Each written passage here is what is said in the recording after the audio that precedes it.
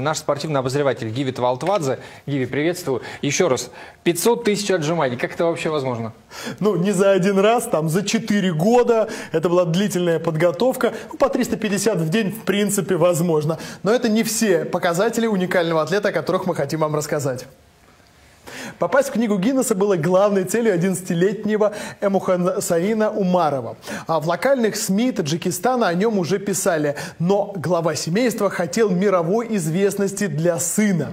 5200 отжиманий от пола без отдыха. Именно столько насчитали официальные представители самого известного вестника рекордов за 4 с небольшим часа. Все эти результаты упорных тренировок, которых Эмомхусейн приучил отец 3 лет.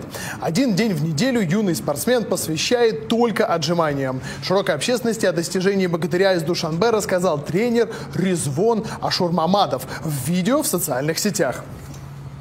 Он поставил рекорд сегодня, он сделал отжимание 5200 раз.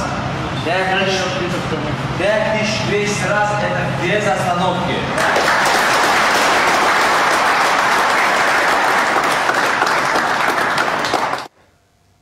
В неофициальных рекордах молодого чемпиона есть 11 тысяч отжиманий без остановки и 12 тысяч с перерывами. В такое бывает трудно поверить даже тем, кто приучил нас верить в невозможное. 12 тысяч делаем, да. 12 тысяч или 1200? Может, он путает?